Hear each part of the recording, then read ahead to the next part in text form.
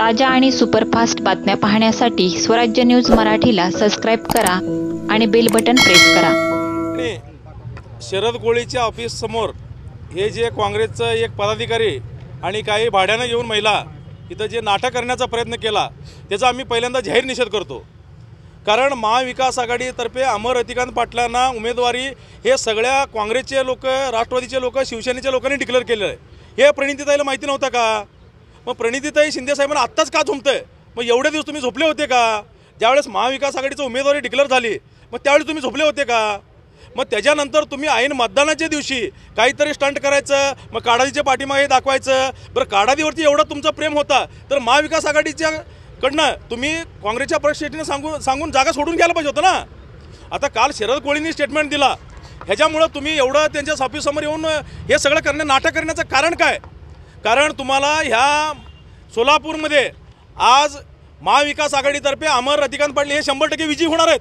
बरं, ह्याच्यामुळं तुमचं हे नाटक चाललंय का? कारण असे तुम्ही किती लोकांना तुम्ही बर्बाद करणार आहेत? आज तुम्ही दिलीप मानेंना बर्बाद केले, काडादीला तुम्ही बर्बाद करणार, देवकते साहेबांना ज्या वेळेस तुम्ही सांगतो तुमच्यासाठी देवकते साहेबांनी त्याग केला, तुम्ही मुख्यमंत्री होणार आहे म्हणून देवकते साहेबांनी राजीनामा दिला आणि तुम्ही उमेदवारी दिला, त्या देवकते साहेबांचं त्यांच्या मुलाचं तुम्ही पुनर्वसन केलं का?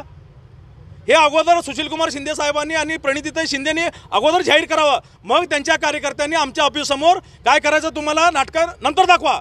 त्यांनी असा इशारा दिलेला आहे की शरद कोळींची गाडी ऑफिस समोर दिसली की मी पहिला फोडणार, नंतर शरद कोळीची गाडी ऑफिस समोर उद्या तुम्हाला सकाळी दिसेल, त्याचं तुम्ही काळजी करू नका। फक्त तुम्ही ज्या लोकांना धोका दिलाय त्याचं तुम्ही बघा।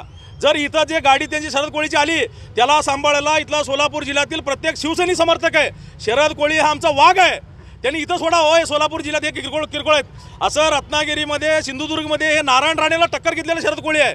आज उद्धव साहेबांनी त्यांच्यावरती एवढी मोठी जबाबदारी दिली आहे, जर नारायण राणेसारख्या एका गुंड प्रवृत्तीच्या माणसाच्या बालेकिल्ला जाऊन शरद कोळी सारखा वाघ तिथं बोलू शकतो तर तुम्ही काय किरकोळ आहेत? हे गुंडगिरी आमच्याकडनं तुम्ही शिकलाय।